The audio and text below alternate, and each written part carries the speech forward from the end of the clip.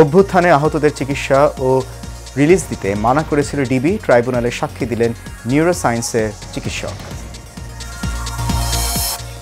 ডাকসু নির্বাচনে মনোনয়ন জমা দেওয়ার শেষ দিনে প্যানেল ঘোষণা করল ছাত্রদল।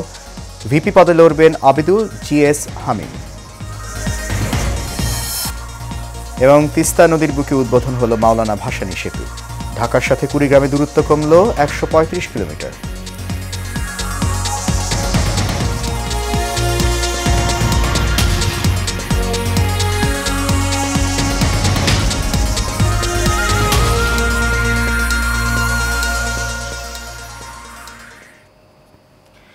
সবাইকে স্বাগত জানাচ্ছি এশিয়ান নিউজে। আপনাদের সাথে আছি আমি সৈয়দ মাহিউজ্জামান মুখর।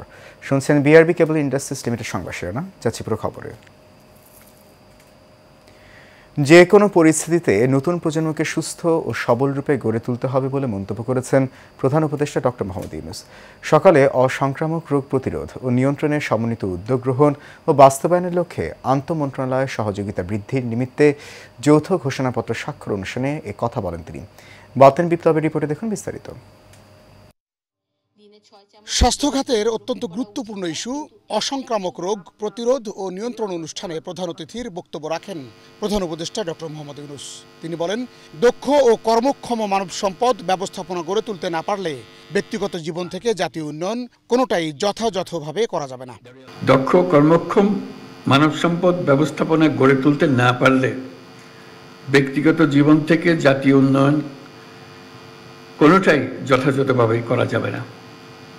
তাই যে কোনো পরিস্থিতিতেই হোক না কেন এবং যত চ্যালেঞ্জিংই হোক না কেন আগামীতে সুস্থ সবল প্রজন্ম গড়ে তুলতে হবে।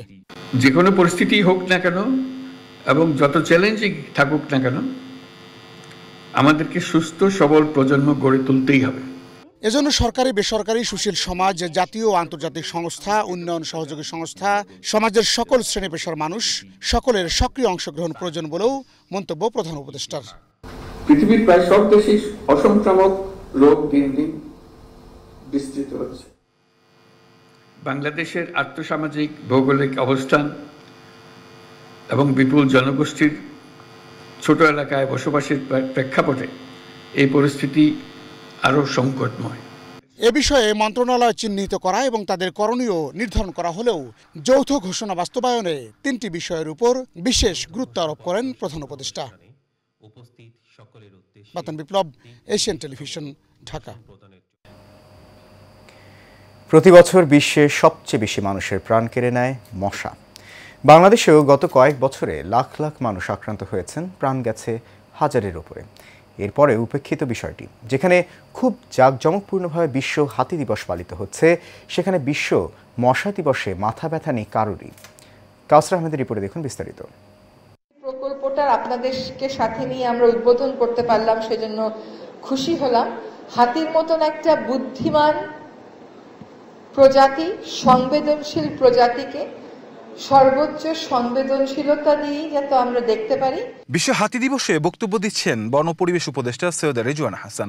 হাতি সংরক্ষণ, আবাসস্থল, করিডোর মুক্তকরণ এসব বিষয়ে গুরুত্বারোপ করছেন তিনি। পরিবেশের জন্য নিশ্চয়ই এটি ভালো উদ্যোগ, কিন্তু যে কারণে প্রতি বছর হাজার হাজার মানুষ মারা যাচ্ছে, স্বজন হারাচ্ছেন তার প্রিয়জনকে, সেই মশা নিয়ে মাথা ব্যথা নেই কারোরই। বিশ্ব হাতি দিবস যেমন গুরুত্ব সহকারে পালিত হচ্ছে, অন্যদিকে উপেক্ষিত হচ্ছে বিশ্ব মশা দিবস। অথচ পুরো বিশ্বে বছরে প্রায় 7.5 লাখ মানুষের মৃত্যু ঘটায় এই মশা। এখনো পর্যন্ত পৃথিবীতে সবচেয়ে বেশি মানুষের প্রাণ নেয় মশা। মশাই একমাত্র প্রাণী যে সবচেয়ে বেশি মানুষের মৃত্যু ঘটিয়েছে, আর দ্বিতীয় অবস্থায় আছে মানুষ। মশা প্রতি বছর 7,50,000 মানুষের মৃত্যু ঘটায়। তাই এই ছোট্ট একটি পতঙ্গ খুব ছোট হলেও পাবলিক হেলথের দিক থেকে বা মানুষের জনস্বাস্থ্যের দিক থেকে অত্যন্ত গুরুত্বপূর্ণ। ডেঙ্গু জ্বর, chikungunya, malaria, yellow fever, Japanese encephalitis, Zika virus সহ মারাত্মক সব রোগের কারণ এই ছোট্ট কীটটি। মশার দেশ বাংলাদেশ, এটি বলাই যায়, কারণ পৃথিবীতে মশার ঘনত্ব এত বেশি কোথাও নেই। বাংলাদেশে ডেঙ্গু, চিকুনগুনিয়া, সম্প্রতি জিকাও ধরা পড়েছে। সঙ্গে রয়েছে ফাইলেরিয়া, জাপানিজ এনসেফালাইটিসের মতো মশাবাহিত অনেক রোগ। কিন্তু মশার দেশ বাংলাদেশ হলেও এই 20শে আগস্ট মশা দিবস তেমনভাবে বাংলাদেশে পালিত হয় না, যেটি হওয়া দরকার। সারা বিশ্বের দিনটিকে সচেতনতার জন্য পালন করা হলেও বাংলাদেশ যেখানে এটি মহামারী আকার ধারণ করে সেখানেই উপেক্ষিত বিষয়টি, ফলে বিষয়টিকে গুরুত্ব দিয়ে দেখার আহ্বান কীর্তত্ববিদ কবিরুল বাশারের। প্রতি বছর 20 আগস্ট এই দিনটি আড়ম্বরপূর্ণভাবে পালন করা উচিত, জনগণকে অন্তত সম্পৃক্ত করার জন্য, পলিসি মেকারদেরকে সম্পৃক্ত করার জন্য। মশা যে একটি বিজ্ঞান, এই বিজ্ঞানকে সকলের কাছে জনপ্রিয় করে তোলার জন্য। কাউসার আহমেদ, এশিয়ান টেলিভিশন, ঢাকা। জুলাই আগস্টে মানবতা বিরোধী অপরাধের মামলায় সাক্ষ্য দিয়ে শেখ হাসিনা সহ 4 জনের ফাঁসি চেয়েছেন ন্যাশনাল ইনস্টিটিউট অফ নিউরোসায়েন্স ও হাসপাতালের সহযোগী অধ্যাপক মাহফুজুর রহমান। আন্তর্জাতিক অপরাধ ট্রাইব্যুনাল 1-এ এই কথা বলেন তিনি বলেন, আন্দোলন চলাকালীন যখন মাথায় গুলি লেগে হাসপাতালে আসছিলেন আন্দোলনকারীরা, তখন ডিবি তাদের রিলিজ দিতে মানা করে। সেই সাথে ডিবি নতুন করে যেন গুলিবিদ্ধ কোনো আন্দোলনকারীকে ভর্তি না করানো হয় সেই নির্দেশও দেয়। এসব অভিযোগ এনে শেখ হাসিনা, কামাল, কাদের ও আরাফাতের দৃশ্যমান ফাঁসি চান এই চিকিৎসক। এর আগে সকালে শেখ হাসিনা সহ 3 জনের বিরুদ্ধে 6ষ্ঠ দিনের সাক্ষ্য গ্রহণ শুরু হয়। ট্রাইব্যুনালে হাজির করা হয় আসামি থেকে রাজসাক্ষী হওয়া সাবেক আইজিপি চৌধুরী আবদুল্লাহ মামুনকে।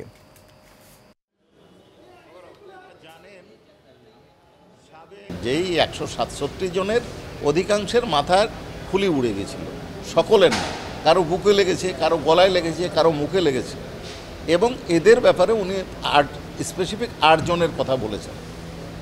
কি বলেছেন? যে এদেরকে বিদেশে পাঠানোর কথা আমরা বলেছিলাম, 1 জন মারা গেছেন, 7 জনকে বিদেশে পাঠানো হয়েছে। আর অন্যান্য অনির্দিষ্টভাবে বলেছেন, যেমন অনেকের খুব ভিতরে ডিপে গুলি ছিল, বের করতে গেলে জীবনের রিস্ক হতে পারে, বের করেননি ওনারা, এই বক্তব্য দিয়েছেন। 21 আগস্ট গ্রেনেড হামলার মামলায় আসামিপক্ষের দ্বিতীয় দিনের আপিল শুনানি শেষ হয়েছে। ফের শুনানি কাল। এর আগে মঙ্গলবার হাইকোর্টে খালাসপ্রাপ্ত তারেক রহমান, লুৎফুজ্জামান বাবরের খালাস বাতিল চেয়ে শুনানি শেষ করে রাষ্ট্রপক্ষ। প্রধান বিচারপতি ডক্টর সৈয়দ রেফাত আহমেদের নেতৃত্বাধীন 6 বিচারপতির আপিল বেঞ্চ এই মামলার শুনানি হয়। গত 1 ডিসেম্বর 21 আগস্ট গ্রেনেড হামলার ঘটনায় হত্যা ও বিস্ফোরক দ্রব্য আইনের মামলায় সাবেক স্বরাষ্ট্রমন্ত্রী লুৎফুজ্জামান বাবর এবং বিএনপির ভারপ্রাপ্ত চেয়ারম্যান তারেক রহমান সহ সব আসামিকে খালাস দিয়ে রায় দেয় হাইকোর্ট। ডেথ রেফারেন্স নাকচ করে এবং আসামিদের করা আপিল মঞ্জুর করে ওই রায় দেওয়া হয়।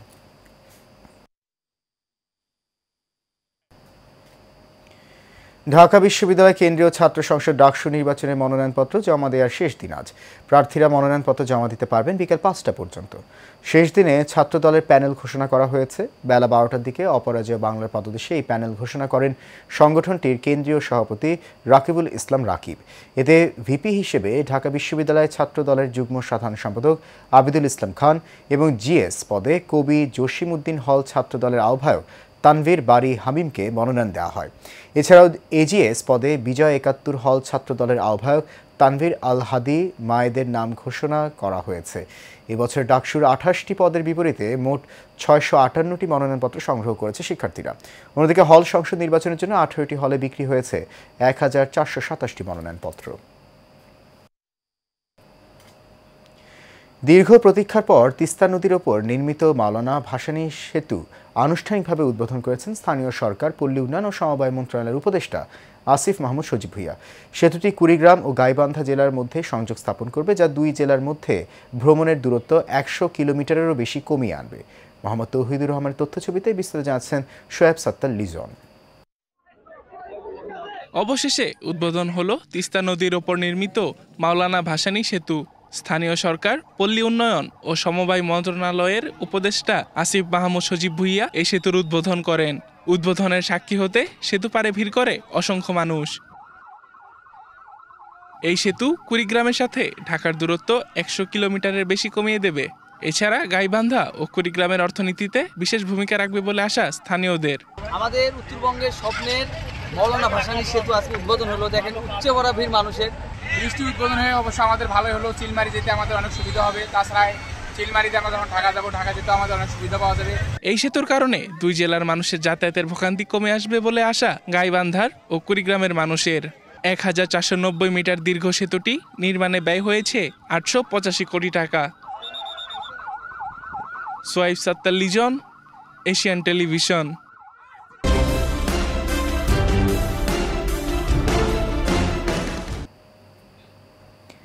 পাবনার আতাইকুলা থানার লক্ষ্মীপুর ইউনিয়নের চত্রা বিলের ডিপ টিউবওয়েলের ঘরে গোপন আস্তানায় ময়েজ বাহিনীর অস্ত্র তৈরি কারখানার অভিযান চালিয়েছে পুলিশ। আতাইকুলা থানার OC A K M Habibul Islam জানান, চত্রা বিলের দুর্গম চরাঞ্চলে দীর্ঘদিন ধরেই ময়েজ বাহিনীর তৎপরতা চলছিল। সন্ত্রাস, চাঁদাবাজি ও ডাকাতির মাধ্যমে সাধারণ মানুষকে জিম্মি করে বিভিন্ন ধরনের অপরাধমূলক কর্মকাণ্ড চালিয়ে আসছিল তারা। সোমবার গভীর রাতে অভিযান চালিয়ে একটা রিভলভার সহ বিপুল পরিমাণ অস্ত্র তৈরির সরঞ্জাম উদ্ধার করে পুলিশ। এ সময় মনির হোসেন ও রেজাউল করিম নামে দুইজনকে আটক করা হয়।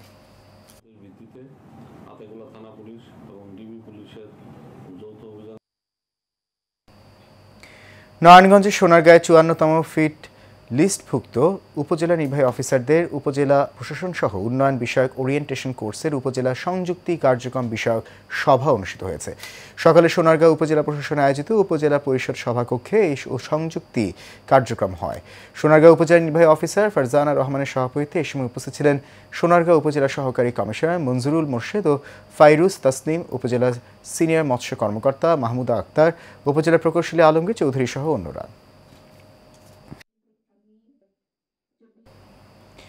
রাজনৈতিক প্রতিহিংসার কারণে দীর্ঘদিন বন্ধ হয়ে পড়ে আছে Barishal heart foundation hospital and research centre.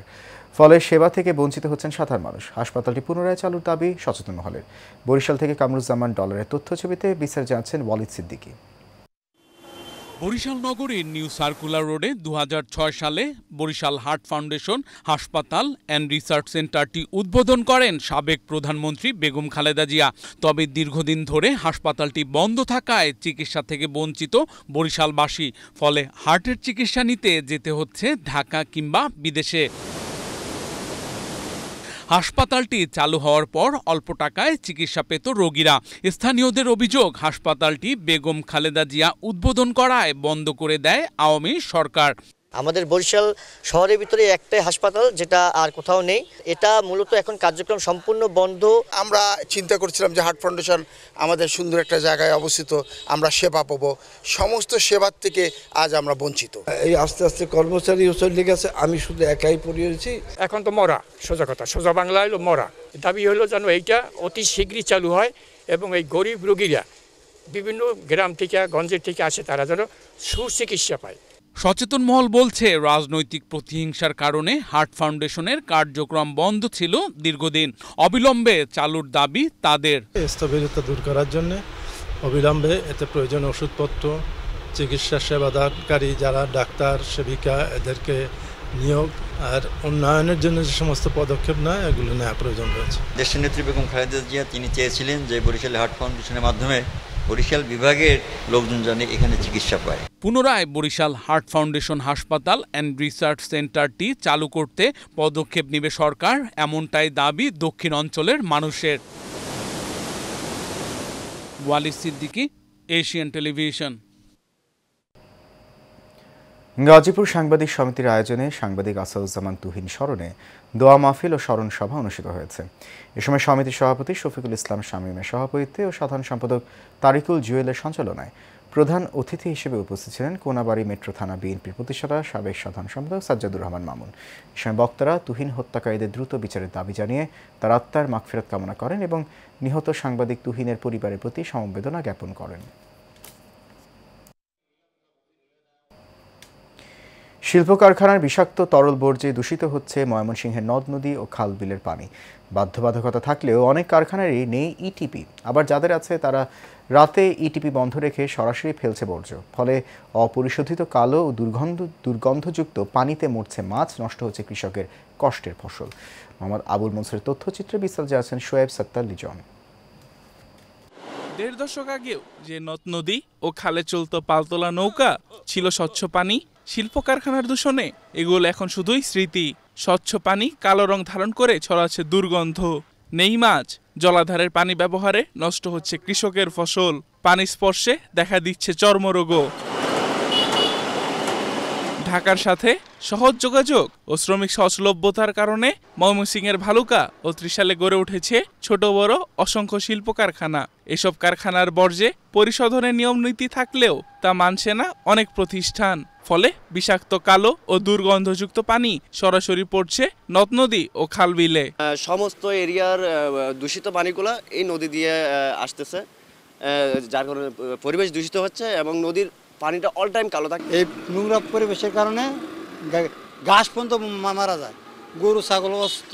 এই নদীর পানিতে গোসল তো দূরের কথা, আমরা যদি হাত পাও ধুই তাহলে হাত পায়ে চুলকানি বা অ্যালার্জি শুরু হয়ে যায়। মেডিসিন মারা পানি এই নদী দিয়ে আসলে পরে এই যাওয়া আসা করা যায় না। আগে অনেকে আয়া বাতাস খাইতো বিকালবেলা আয়া, ছেলে মেয়েরা অনেকে আইতো, কিন্তু এই পানি দূষিতর কারণে গন্ধ এই কেউ দাঁড়ায় না যায়। জলাশয় দূষণকারী শিল্প কারখানাগুলোর বিরুদ্ধে ব্যবস্থা নিতে জাতীয় নদী রক্ষা কমিশন আইন বাস্তবায়নের দাবি জানান নাগরিক নেতারা। যে কোনোভাবে নদীর পানিকে দূষিত করা এটি আইনত দণ্ডনীয়। যারা এটি করছে তাদের বিরুদ্ধে যথাযথ শাস্তির ব্যবস্থা করতে হবে। এদিকে পরিবেশ অধিদপ্তর বলছে আইপি ক্যামেরা দিয়ে পর্যবেক্ষণ করা হচ্ছে কারখানাগুলোর ইটিপি, প্রয়োজনে নেওয়া হচ্ছে আইনি ব্যবস্থা।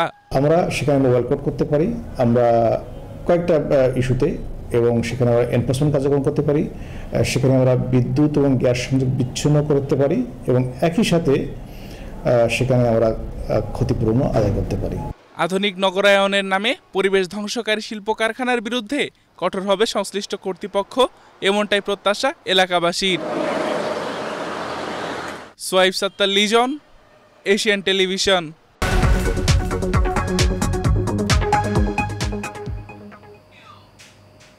Bangladesh advertising agencies association Banani club banquet হলে আয়োজন করল নেটওয়ার্কিং হাব। অনুষ্ঠানে অতিথি ছিলেন গ্রামীণফোনের সিইও ইয়াসির আজমান।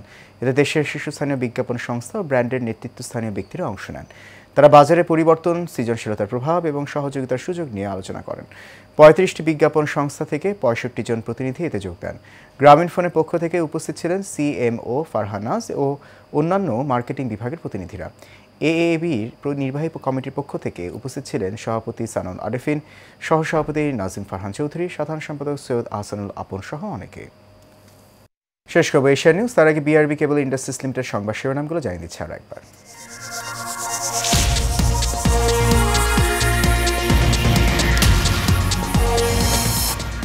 যে কোনো পরিস্থিতিতে সুস্থ সবল প্রজন্ম গড়ে তোলা হবে বললেন প্রধান উপদেষ্টা।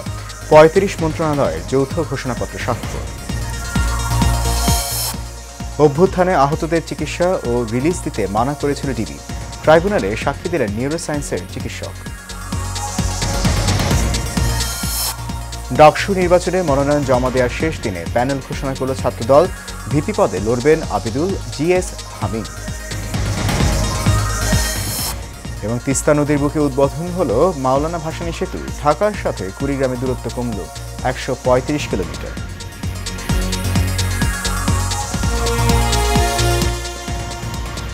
এশিয়া নিউজ এ পর্যন্ত। আমাদের পরবর্তী সংবাদ দেখার আমন্ত্রণ রইল। এখন সঙ্গে থাকার জন্য অনেক ধন্যবাদ সবাইকে।